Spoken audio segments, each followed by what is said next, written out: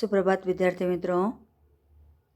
आज आपण पाठ क्रमांक 13 पाड्यावरचा चहा, लेखिका आहेत गोदावरी परुळेकर यांचा पाठ अभ्यासणार आहोत. तत्पूर्वी लेखिकेचा परिचय करून घेऊया. लेखिका गोदावरी परुळेकर या स्वातंत्र्य लढ्यातील कार्यकर्त्या, सामाजिक कार्यकर्त्या व प्रसिद्ध लेखिका आहेत. 1945 ते 1953 या काळात डहाणू उंबरगाव भागात त्यांनी आदिवासींमध्ये जागृतीचे कार्य केले. त्यांच्याबरोबर काम करत असताना आलेले अनुभव जेव्हा माणूस जागा होतो या पुस्तकातून त्यांनी मांडले आहेत. तसेच त्यांचे बंदिवासाची 8 वर्षे या पुस्तकात प्रकाशित आहेत. जेव्हा माणूस जागा होतो या पुस्तकासाठी 1972 साली साहित्य अकादमी पुरस्काराने त्यांना सन्मानित करण्यात आले आहे. प्रस्तुत पाठ जेव्हा माणूस जागा होतो या पुस्तकातून घेतला आहे.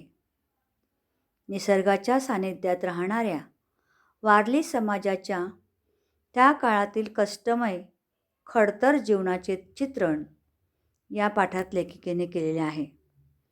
तसेच आदिवासी अत्यंत दारिद्र्यात गैरसोयींनी भरलेले जीवन जगत होते. दैनंदिन जीवनातील साध्या साध्या गोष्टीतसुद्धा त्यांना मिळत नव्हत्या. पूर्णपणे गुलामीचे आयुष्य त्यांच्या वाट्याला आलेले होते. त्यांच्या या दीन व केविलवाण्या अवस्थेचे चित्रण लेखिकेने या पाठात केलेले आहे. आता आपण प्रत्यक्ष पाठाला सुरुवात करूया. 7-8 किंवा 10-15 खोपट्यांचा समूह ज्या ठिकाणी असेल त्याला पाडा असे म्हणतात. तर पाडा म्हणजे काय? तर 10-12 खोपट्यांचा समूह जिथे असतो त्याला पाडा असे म्हणतात.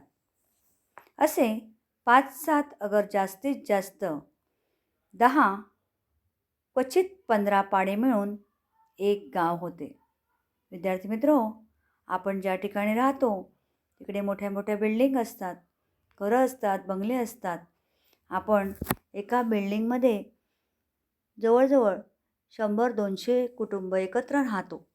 परंतु गावाकडे हे जे पाडे असतात हे पाडे अगदी छोटे छोटे असतात आणि 10-12 किंवा 5-7 असे पाडे मिळून त्यांचं एक गाव तयार होते.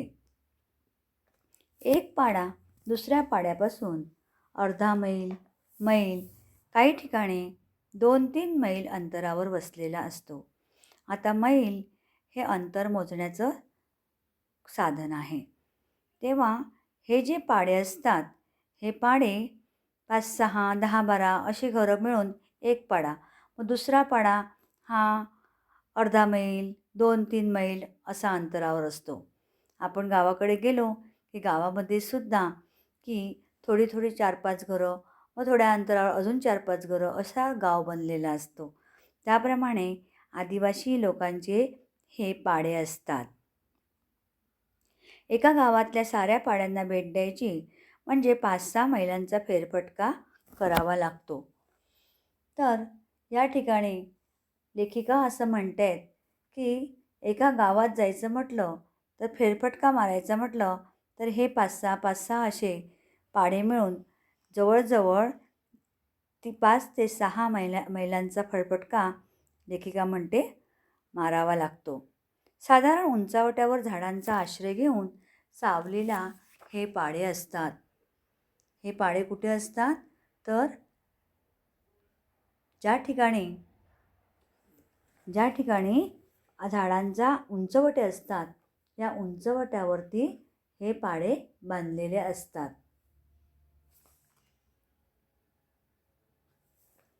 अशा एका सालकर पाडा नावाच्या पाड्यावर आम्ही गेलो होतो. त्यावेळी लेखिका सालकर नावाच्या पाड्यावरती भेट देण्यासाठी गेल्या होत्या.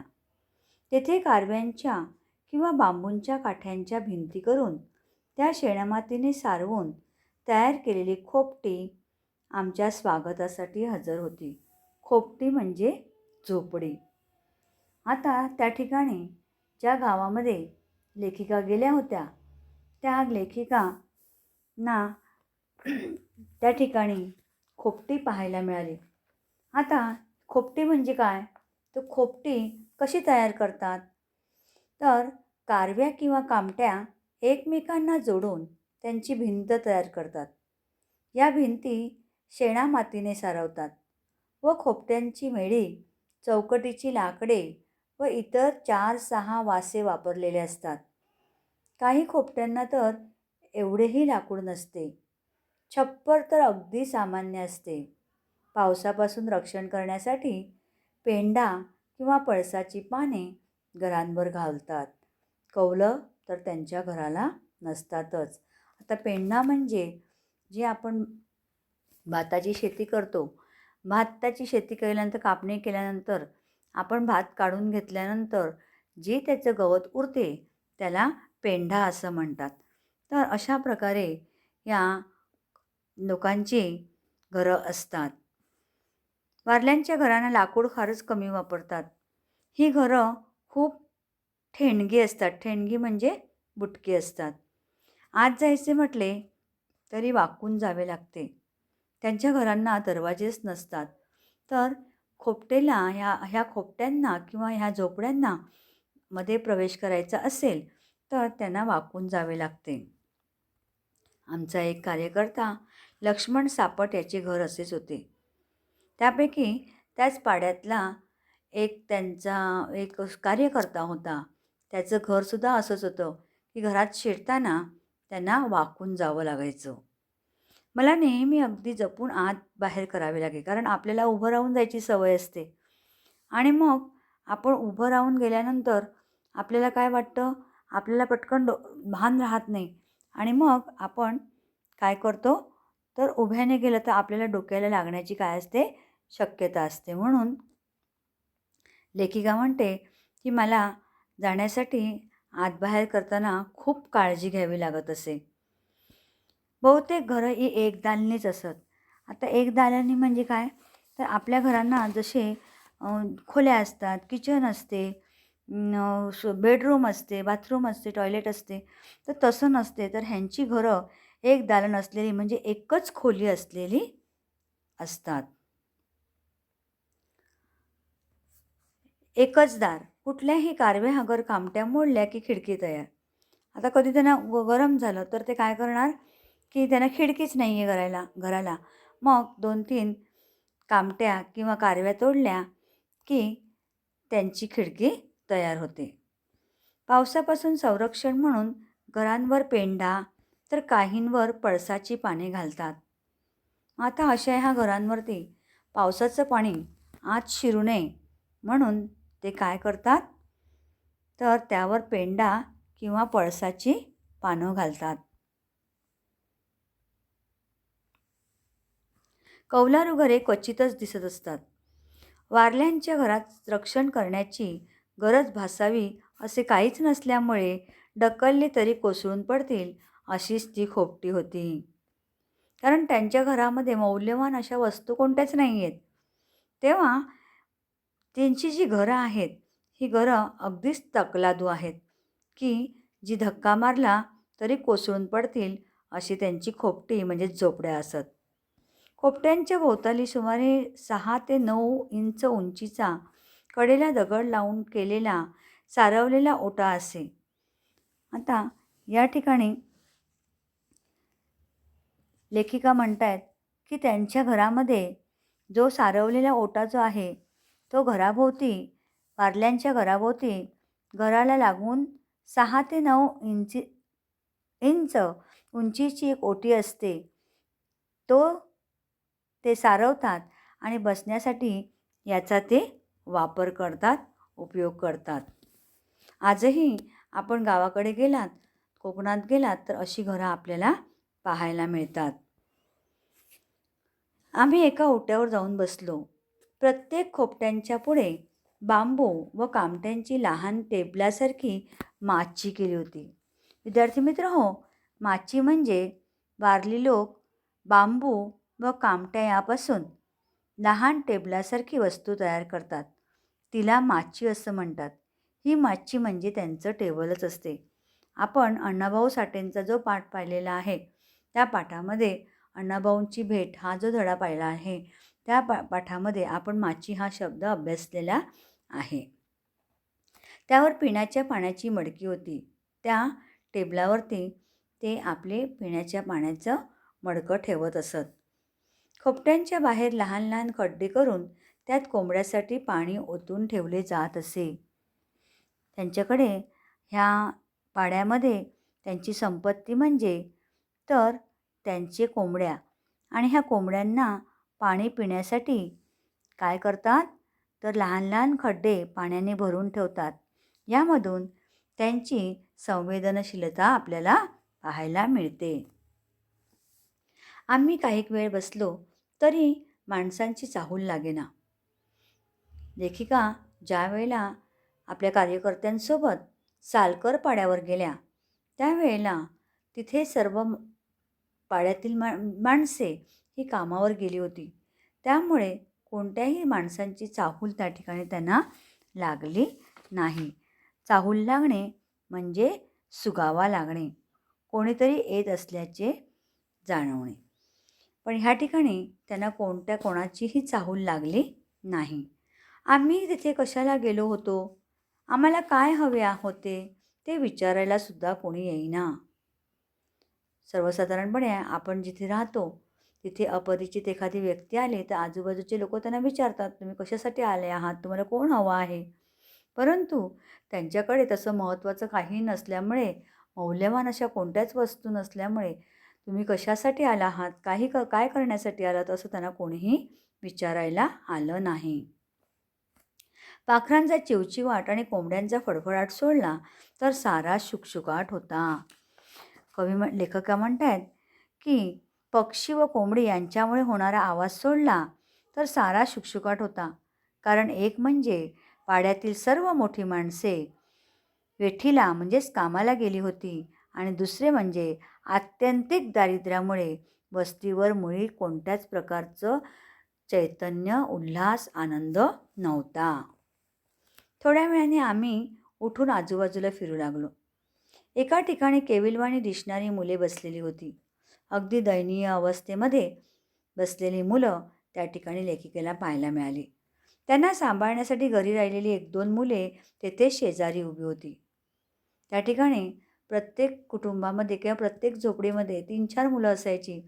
मग आई बाबा जेव्हा शेतावर कामाला जात असत त्यावेळेला त्या मुलांना छोट्या मुलांना सांभाळण्याचं काम ही मोठी मुलं करत होती. मुलांमुळे व कुत्र्यांच्या भुंकण्यामुळे तेथे मनुष्यवस्तीचा भास होत होता.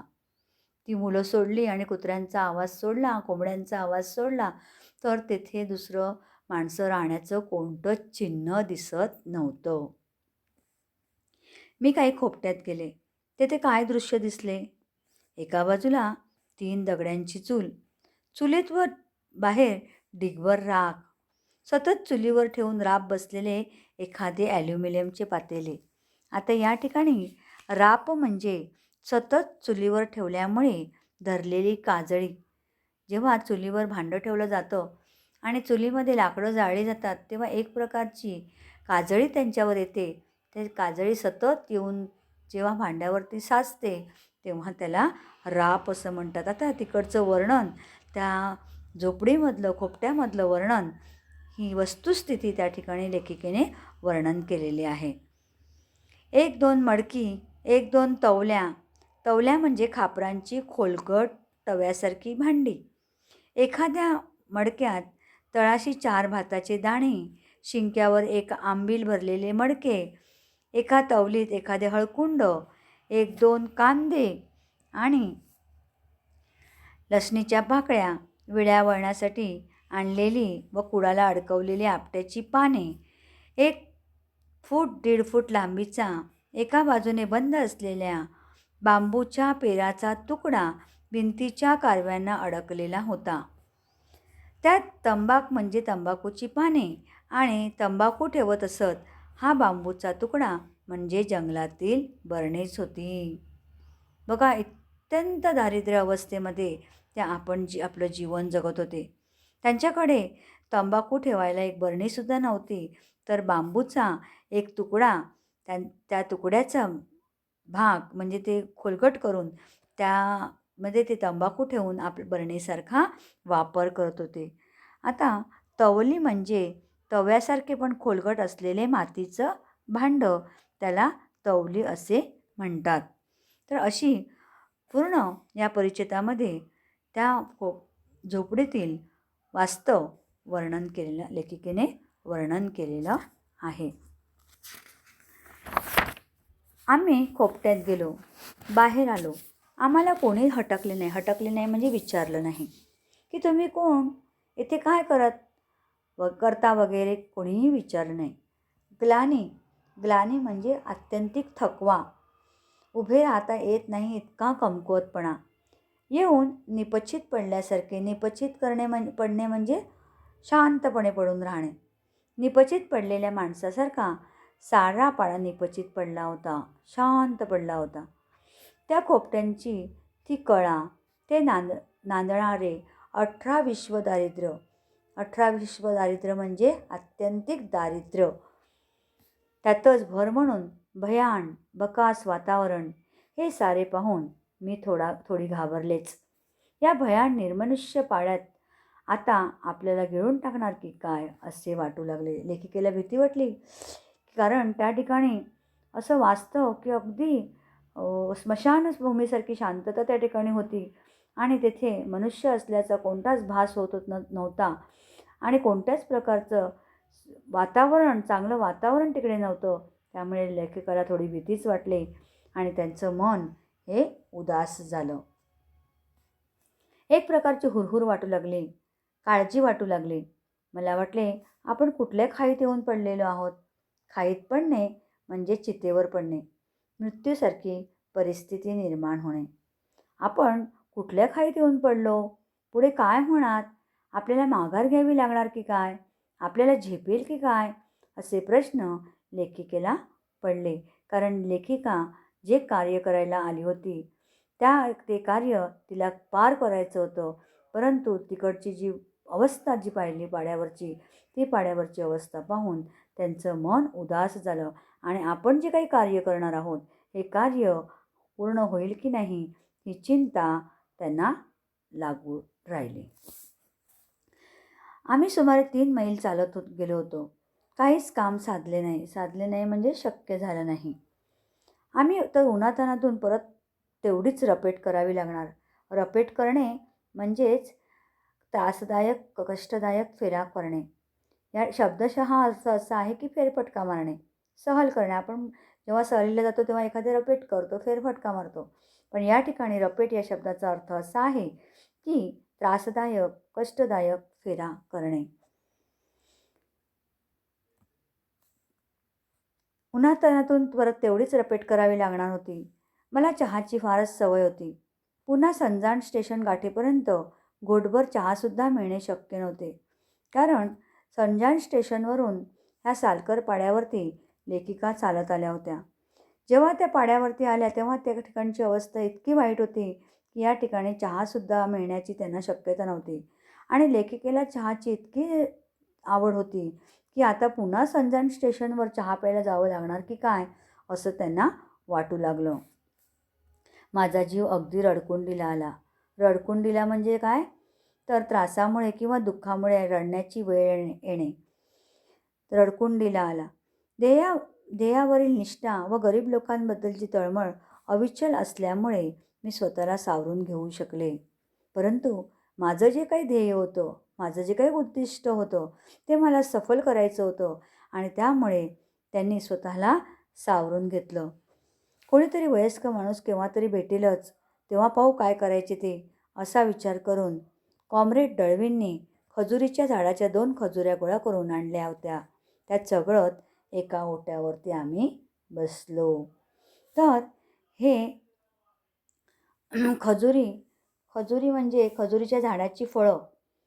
ते खजुरीच्या झाडाची फळं त्यांच्याबरोबर जे कार्यकर्ते होते कॉम्रेड दळवी ह्यांनी त्या आणल्या होत्या. त्या चघळत आता एक पोटाला आधार म्हणून त्या चघळत ते त्या ओटीवर बसले. हळूहळू गुरांच्या व बकऱ्यांच्या मागे गेलेल्या मुलांना आम्ही तेथे आल्याची बातमी समजली. काही मुलं ही आपली गुरं बकऱ्या चरायला घेऊन गेली होती. त्यांना समजलं की आपल्याकडे कोणतरी आलेलं आहे. तेव्हा ते त्यांना भेटण्यासाठी त्या ठिकाणी आले. बरीच मुले आम्हाला बघण्यासाठी आमच्याभोवती जमा झाली. कोणी हातातल्या काठ्यांवर हनुवटे ठेवून तर कोणी तशीच उभी राहून नुसती आमच्याकडे टकामका बघू लागली. कारण आपल्या ह्या पाड्यामध्ये असे चांगल्या व्यक्ती आलेल्या त्यांनी कधी पाहिल्या नव्हत्या. घरातली मोठी माणसं कुठे आहेत अशी चौकशी त्यांच्याकडे केल्यावर समजले की गावातील सारी माणसे एकूण एक जमीन मालकाकडे कामाला गेलेली होती. त्या मुलांपैकी एक दोन समंजस वाटली, जराशी मोठी होती ती. त्यांनी सविस्तर माहिती सांगितली की आमच्या आई बाबा जमीन मालकाकडे कामाला गेलेली आहेत. त्यांना आम्ही सांगितले, मोठ्या माणसांना जाऊन सांगा की टिटवळ्याच्या सभेतले लोक आले आहेत. त्यांनी सांगितलं की आता बराच वेळ झाला, कोणी मोठं माणूस दिसत नाही आहे. आता ही मुलं आली आहेत. त्यांच्याकडे निरोप पाठवला की तुमच्या आईवडिलांना सांगा की टिटवळ्याहून सभेतले लोक आलेले आहेत. त्यांनी तुम्हाला बोलवलं आहे. त्यांना घेऊनच तुम्ही परत या. त्याने सांगितलं, नुसता निरोप नका देऊ तुम्ही, तर तुमच्या आईवडिलांना तुम्ही घेऊन या. त्या मुलांनी आपापसात काहीतरी कुजबूज केली. त्यांना काहीतरी संशय आला, कारण ही काही वेगळीच माणसं आहेत, त्यांना कधी पाहिलंच नाही आहे आणि आपल्या आईवडिलांना बोलवत आहेत. म्हणून ती थोडी एकमेकांना कुजबुजू लागली व ती मार्गाला लागली. आमचा निरोप पोचवणार की काय करणार आम्हाला काहीच समजलं नाही. कारण आम्ही दिलेला जो काही निरोप आहे तो आम्ही जाऊन सांगतो किंवा नाही हे सुद्धा त्या मुलाने सांगितलं नाही आणि ती मुलं निघून गेली. त्यानंतर बाकीच्या मुलांपैकी बरीचशी पांगली म्हणजे इथे तिथे निघून गेली व आम्ही त्यांच्या नजरकैदेतून सुटलो. नजरकैदेतून सुटलो म्हणजे नजरेतून बाहेर पडलो. बऱ्याच वेळ गेला तरी कोणी येण्याचे चिन्ह दिसेना. कोणी त्या ठिकाणी आलं नाही. त्या भयान जागेत एक एक क्षण आम्हाला तासासारखा भासू लागला. म्हणजे एक एक क्षण त्यांना अगदी मोठ्या वेळेसारखा भासू लागला. ती मुले जी गेली होती कुठे गेली, कोणाला बोलून आणणार, का तशीच कुठेतरी निघून जाणार काहीच समजेना. मध्येच उठावे, पुन्हा बसावे, पुन्हा उठावे असे करत आम्ही तेथेच घुटमळत राहिलो म्हणजे इथे तिथे फिरत राहिलो. चहाची तलप जाणवू लागली. आता चहा अगदीच हवासा त्यांना वाटू लागला. दुसरे काहीच करण्यासारखे नसल्यामुळे भूक व तहान तीव्रतेने भासू लागली. तर मला तर ब्रह्मांड आठवू लागले. ब्रह्मांड आठवणे म्हणजे अत्यंत भीती वाटणे. संकटाची चाहूल लागल्यामुळे आपल्याला जशी ब्रह्मांड आठवते त्याप्रमाणे अत्यंत भीती त्यांना वाटू लागली. मनातील कालवाकालव दडपून जणू विशेष काहीच नाही असे चेहरे करून कॉम्रेड दळवी व मी चिकाटीने वारल्यांच्या येण्याची वाट पाहत बसलो. आता जे काही आपण कार्य हाती घेतलेलं आहे ते पार पाडायचं या उद्देशाने आम्ही त्यांची वाट पाहू लागलो.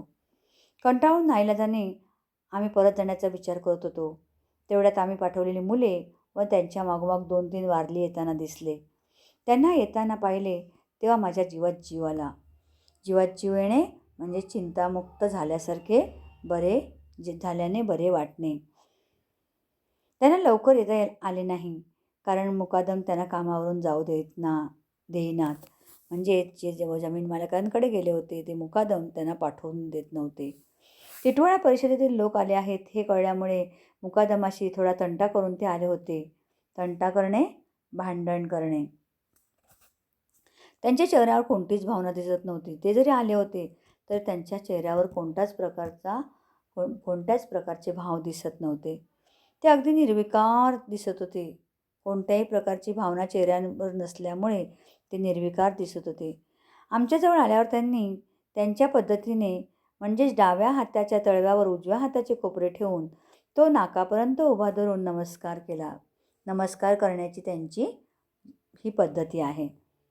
आसपासात थोडे बोलले व गावातल्या शाळेत म्हणजे कुडाच्या भिंती असलेल्या एका लांबट चौकोनी झोपडीत ते आम्हाला घेऊन गेले. ती त्यांची शाळा. ते आमच्याशी काहीच बोलले नाहीत. आम्ही उभे होतो. एकाने खोली झाडली तर दुसऱ्याने आमच्यासाठी हातरी टाकली. हातरी म्हणजे बसण्यासाठी किंवा झोपण्यासाठी अंथरलेली गोधडी किंवा चटई किंवा चादर. त्याला हातरी असं म्हणतात. मी अगदी थकले होते. कुडाला टेकून हातरीवर बसले. इतक्यात वारल्याने एक बाज आणली आणि त्या बाजेवरती त्यांना बाज म्हणजे त्यांना बसण्यासाठी एक चटईसारखी असते, त्यांना बाज असे म्हणतात. तर अशी एक बाज त्यांना बसण्यासाठी आणली.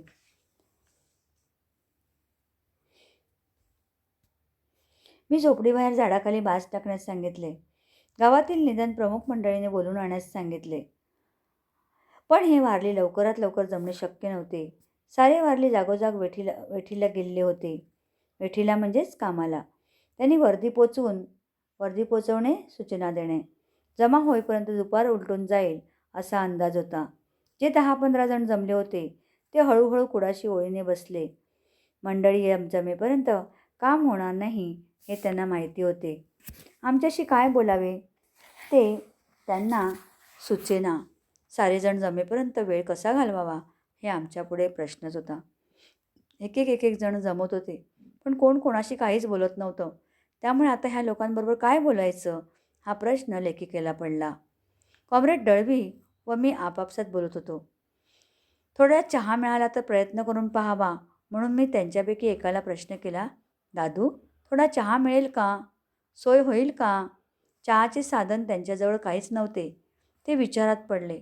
एक जण म्हणाला, बाई, जेवण करणार का? जेवण करणे चहा करण्यापेक्षा त्यांना सोपे होते.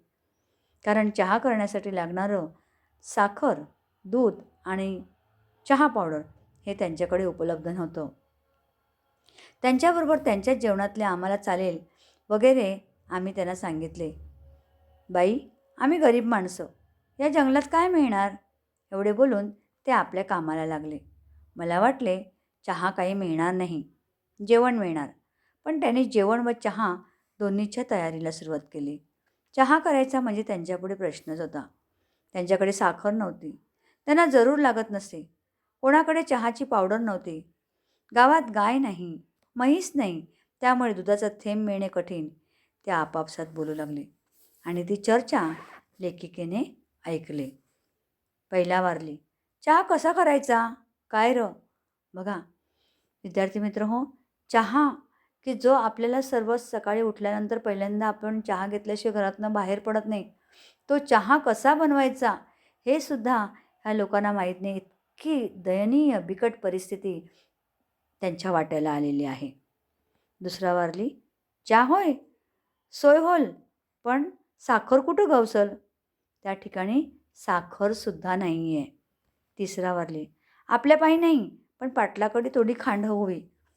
आपल्याकडे नाही मिळणार, पण पाटलाकडे थोडीशी साखर आपल्याला मिळेल, असं गवसल म्हणजे मिळेल असा तिसरा वारली म्हटला. दुसरा वारली, पाटलाकडे गोड म्हणजेच गूळ मिळेल. पाटलाकडे गोड नाही हवा तर शिवराईचा आणू. तर त्यांच्याकडे नाही मिळाला तर आपण शिवराईचा घेऊन येऊ असे दुसरा वारली म्हणाला. पहिला वारली, बाई, तुला गोडाचा चहा चालत आहे का? कारण आता आमच्याकडे साखर नाही आहे. पाटलाकडे मिळेल ह्याची शाश्वतीसुद्धा नाही आहे. तर गूळ आहे, त्या गुळाचा चहा तुला करून दिला तर चालेल का? एकाने एका पोराला बोलून गूळ आणायला सांगितला. चहाची पावडर कोणाकडे मिळेल की काय याबद्दल थोडे बोलणे झाल्यावर दुसऱ्या एका पोराला भुक्की म्हणजेच चहाची पावडर आणण्यासाठी दुकानावर पाठवले. मी विचारले, दुकान कितीसं लांब आहे? ते म्हणाले, जवळच आहे. पोर 2 टांगात परत येईल. म्हणजे असा जाईल आणि असा परत येईल. दुकान हे जवळच आहे. मागाहून आमच्या लक्षात आले की सुमारे 2-3 मैलाच्या परिसरात दुकान नव्हते. मी विचार केला, यांच्या 2 टांगाचा अंदाज 3 मैलाचा आहे. तर लेखिकेने विचार केला, 3 मैल आपण चालून आलो तर एकही दुकान आपल्याला दिसलं नाही. म्हणजे ह्यांचे 2 टांग म्हणजे जवळजवळ 3 मैलांचं अंतर आहे. तर चहा साखरेची विवंचना संपल्यावर त्यांनी समस्या जी होती, विवंचना म्हणजे समस्या, ही समस्याही संपल्यानंतर त्यांना दुधाची आठवण झाली. त्यांनी दुधाची आठवण होणे हे आश्चर्यच होते. ते चहा घेतलाच तर बिनदुधाचा घेत असत. कारण दुधाचा चहा आजपर्यंत त्याने कधी बघितलाच नव्हता. दूध पिणे त्यांना माहीत नव्हते. काहींना तर दुधाचा चहा आवडत नसे, उलटी होई. कारण जे दूध त्यांनी कधी बघितलंच नाही, तर ते दुधाचा चहा पिल्यानंतर त्यांना उलटीसारखं व्हायचं. चहा करून प्यायचा हे त्यांच्या कधी स्वप्नातसुद्धा आलं नसेल. त्यांच्या परिस्थितीतच अशी होती की चहा आपल्यासाठी नाही, ही त्यांची दृढ भावना होती. बघा, किती दयनीय अवस्था त्यांच्या वाट्याला आलेली आहे. आम्हाला बिगर दुधाचा चहा चालेल असे मी त्यांना सांगितले. गावातल्या बकऱ्या चरण्यासाठी गेल्या होत्या. बकरी गवसायचे या शब्दात एखादी बकरी शोधून पकडून दूध काढून आणायचे हा सारा सामावलेला होता. बकरी गवसणे म्हणजेच बकरी पकडून दूध काढून आणणं, याला काय म्हणायचं? बकरी गवसणे. बकरी गवस या शब्दात त्या पोराला सारे समजले व का तो त्या कामासाठी निघून गेला.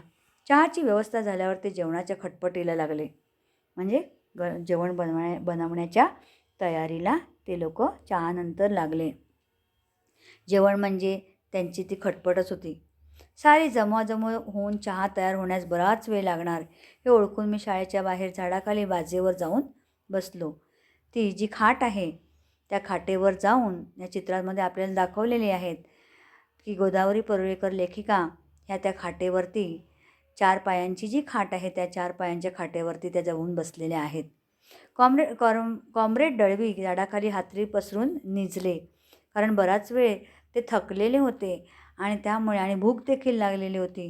त्यामुळे जरा शांत पडून ते हातरीवर बसले, निजले.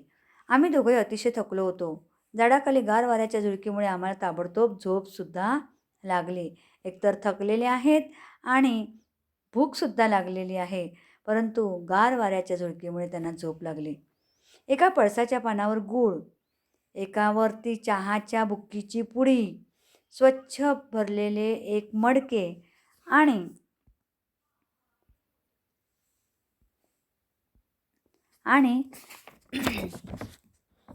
एक स्वच्छ घातलेला टोप, 3 दगड पेटवलेली चूल अशी जय्यत तयारी करून चहा करण्यासाठी वारल्याने आम्हाला उठवले. त्यांनी सगळं सामान आणलं आणि मग चहा करण्यासाठी त्यांनी लेखिकेला उठवलं. त्यांना वाटले त्यांनी केलेला चहा आम्हाला आवडणार नाही. बघा, किती माणसाच्या मनाचा विचार करणारी जरी माणसं गरीब असली तरी पण त्यांना असं वाटलं ही शिकलेली माणसं आहेत, श्रीमंत माणसं आहेत आणि ती आपल्याकडे आलेली आहेत. आपण गरीब आहोत म्हणून आपल्या हातचा ते लोक चहा पिणार नाही अशी भावना त्यांच्या मनात निर्माण झाली. म्हणून सगळं सामान गोळा केल्यानंतर ते लोक इरावती कर्वे लेखिका यांना चहा करण्यासाठी उठवू लागले. त्यांना असं वाटलं की ह्या बाई आपल्या हातचा चहा पिणार नाही.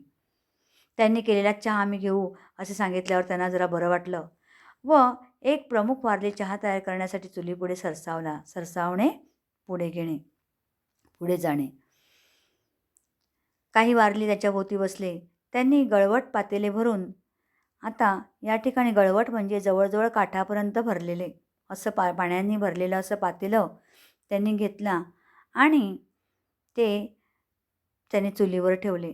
त्यात होता तेवढा गूळ व चहाची बुक्की टाकली आणि दुधाची वाट पाहत बसले. चूल पेटवली, अख्खं भांडं भरून अगदी काठापर्यंत भरून त्याच्यामध्ये जेवढी होती तेवढी चहा पावडर, बुक्की म्हणजे चहा पावडर आणि होता तेवढा सगळा गूळ त्याच्यामध्ये घातला आणि उकळत ते दूध येण्याची वाट पाहू लागले. सुमारे अर्ध्या तासाने एका पोराने पळसाच्या पानाच्या द्रोणात बकरीचे दूध आणले. द्रोण आपण प्रसाद जेव्हा सत्यनारायणाच्या पूजा करतो त्यावेळेला आपण प्रसाद देतो, ते द्रोण जे असतात. आता आपण ते कागदाची द्रोण वापरतो, पण पूर्वी लोक हे द्रोण पळसाच्या पानाचे बनवत असत आणि त्यामध्ये प्रसाद दिला जातो.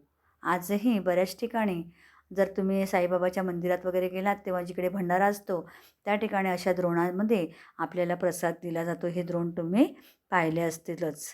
तर अशा ह्या पळसाच्या पानाच्या द्रोणामध्ये त्या बकरीचे त्याने दूध आणले, तेही त्या पातेल्यात ओतून ते सारे गरगट पाण्याला थोडा चहाचा रंग येईपर्यंत खळखळा उकळले.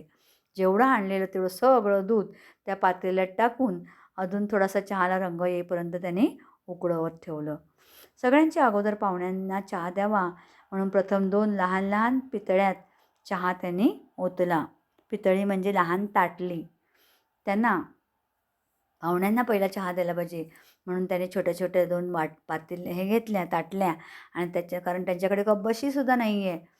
तर त्याने त्या ताटल्यामध्ये तो चहा ओतला आणि वारल्यांना आम्ही आमच्याबरोबर चहा घेण्यास सांगितले. त्या प्रत्येकाने एक एक पळसाचे पान घेऊन ते द्रोणासारखे वाळवून हातात धरले, कारण त्यांच्याकडे चहा पिण्यासाठी कप देखील नाही आहेत, पेलेसुद्धा नाही आहेत.